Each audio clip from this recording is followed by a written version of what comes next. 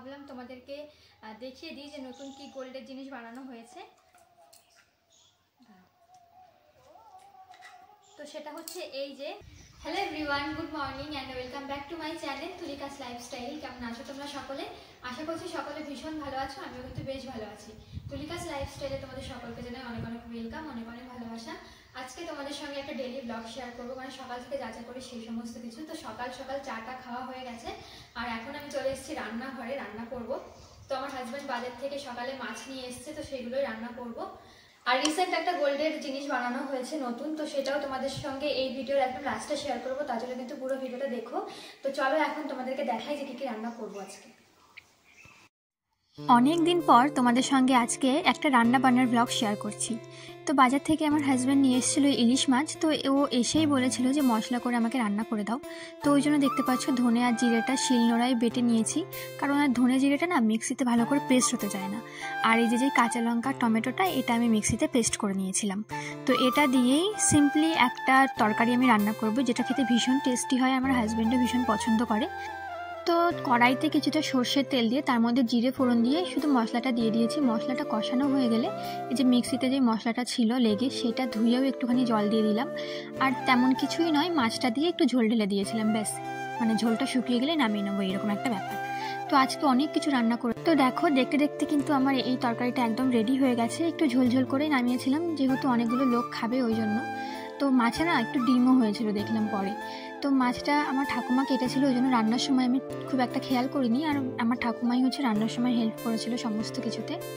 এরপরে রান্না করেছিলাম ছোট ছোট যে মৌরলা মাছগুলো হয় সেটা দিয়ে পেঁয়াজ দিয়ে একটা তরকারি।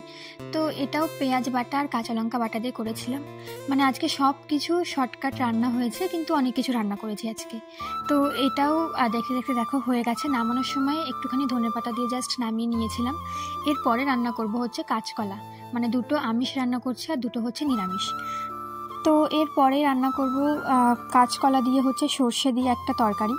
তো এই যে দেখো কাঁচকলাটা মানে কড়াইতে দিয়ে দিয়েছি, আর এত পরিমাণে কালো হয়ে গেছে, দেখতে খুবই বাজে লাগছিল। তো আমার ঠাকুমা বললো যে পেস্টখানা দে, তারপরে দেখবি দেখতেও ভালো লাগবে, খেতেও ভালো লাগবে। তো এর মধ্যে ছিল হচ্ছে সর্ষে আর কাঁচা লঙ্কা পেস্ট।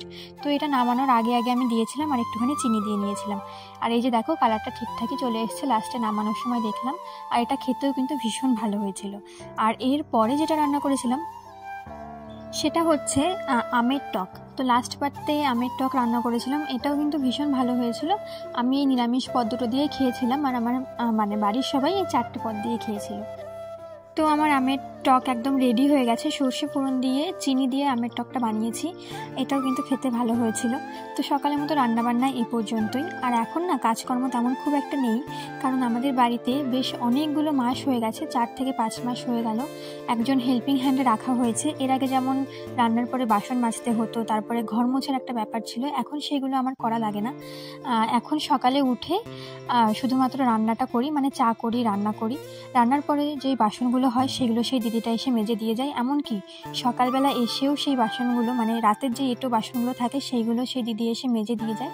তার কিছুক্ষণ পরে মানে রান্না শেষ হলে সে দিদিটা আবার আসে, এসে আবারও রান্নার পরে যে বাসনগুলো হয়, তারপরে খাওয়া দাওয়ার পরে যেই বাসনগুলো হয় সকালে খাওয়া দাওয়ার পরে আর কি, তো সমস্ত কিছু সেই দিদিটা এসে মেজে দিয়ে যায়, প্লাস হচ্ছে ঘরটাও মুছে দিয়ে যায়। তো এখন কাজকর্ম তেমন একটা নেই বললেই চলে, শুধুমাত্র ওই রান্নাটুকুই। ওই জন্য রান্নাটাই তোমাদের সঙ্গে শেয়ার করলাম। তো রান্নাবান্না করে চলে এসেছি সোজা বিছানা গোছাতে।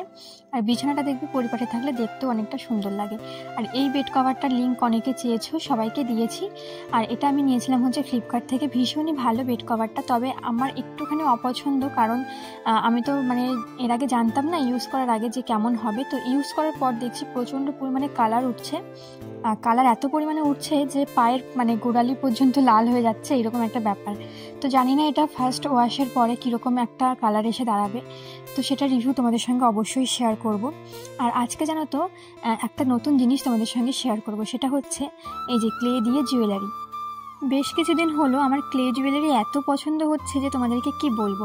আমি অনলাইনে ফেসবুকের পেজ থেকে কয়েকটা পিস অর্ডারও করেছি, তো সেগুলো আসলে তোমাদের সঙ্গে অবশ্যই শেয়ার করব।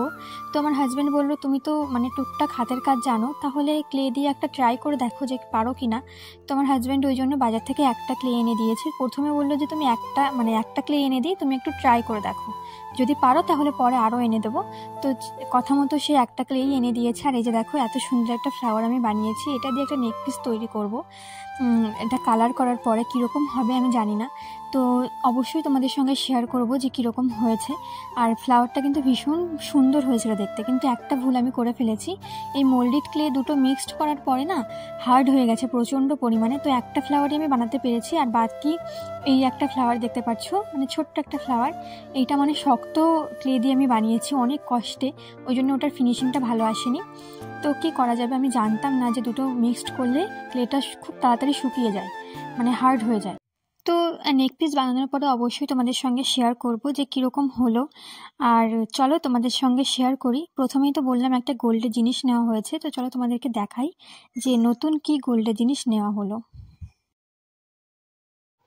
হ্যালো এভরিওয়ান, তো একটুখানি রেডি হয়েছিলাম ইনস্টাগ্রামে কটা ভিডিও বানানোর জন্য। তো ভাবলাম তোমাদেরকে দেখিয়ে দিই যে নতুন কি গোল্ডের জিনিস বানানো হয়েছে, সেটা এর মধ্যে রয়েছে। আর জিনিসটা কিন্তু আমার নয়, আমার শাশুড়ি মায়ের জন্য বানিয়েছি। এখানেতে সেট করা রয়েছে, তো সেটা হচ্ছে এই যে আমার শাশুড়ি মায়ের জন্য বানানো হয়েছে নতুন, আমার কোনো জিনিস নয়। দাঁড়াও, এর উপরে খুলে তারপরে তোমাদেরকে দেখাচ্ছি। সেই বয়স্করা যে কানে টানা পড়ে সেই টানা বানানো হয়েছে ওনার জন্য। ডিজাইনটা ভীষণ ইউনিক, সিম্পলের মধ্যে অনেক সুন্দর। তো এই হচ্ছে ডিজাইনটা। এবার অনেকে ওয়েট জিজ্ঞাসা করবে, এটা ইয়ং যারা তারাও পরতে পারে, আবার বয়স্করাও পরতে পারে। বয়স্করাই বেশি পরে এগুলো, যে কানের যে ছিকল হয় না সেই কানের সঙ্গে, মানে কানের দুলের সঙ্গে পরে, তো সেইগুলো। তো এবার এটার অনেকে ওয়েট জিজ্ঞাসা করবে যে এটার ওয়েট কত। তো ওয়েটটাও এই ভিডিওতেই বলে দিই। এটার ওয়েট নিয়ে পড়েছিল হচ্ছে 3 গ্রাম 150 মিলি। তো আমরা যে স্বর্ণকারের কাছে বানাতে দিয়েছিলাম তাকে বলেছিলাম 3 গ্রামের মধ্যে কমপ্লিট করে দিতে, কিন্তু সে পারেনি, ওই জন্য 3 গ্রাম 150 মিলি বেশি হয়েছে। তো ভীষণ সুন্দর ডিজাইনটা। এই হচ্ছে ডিজাইন, মানে কানের যে ছিকল পরে আর কি কানের দুলের সঙ্গে সেই জিনিস। তো এটা পরলে ভীষণ ভালো লাগে। তো কেমন লাগলো তোমাদের অবশ্যই জানিও। তো এটা হচ্ছে আমার হাজব্যান্ডের তরফ থেকে আমার শাশুড়ি মায়ের জন্য গিফট। কেমন লাগলো সবাই কিন্তু অবশ্যই কমেন্টে জানিও। তো লাস্টে একটা ক্লিয়ার পিকচার তোমাদের সঙ্গে শেয়ার করে দিলাম। এটা কিন্তু লাইট ওয়েটের মধ্যে ভীষণ ভালো একটা কভারেজের কানের টানা আর কি। তো তোমাদের যদি কারো পছন্দ হয় এখান থেকে স্ক্রিনশট নিয়ে বানিয়ে নিতে পারো। তো এই ছিল আজকে আমার ভিডিওটা। কেমন লাগলো সবাই অবশ্যই কমেন্টে জানিও। ভালো লাগলে একটা লাইক করো, একটা কমেন্ট করো, আমার চ্যানেলটা সাবস্ক্রাইব করো। দেখা হচ্ছে খুব তাড়াতাড়ি নতুন একটা ব্লগে। ভালো থেকো সবাই, টাটা।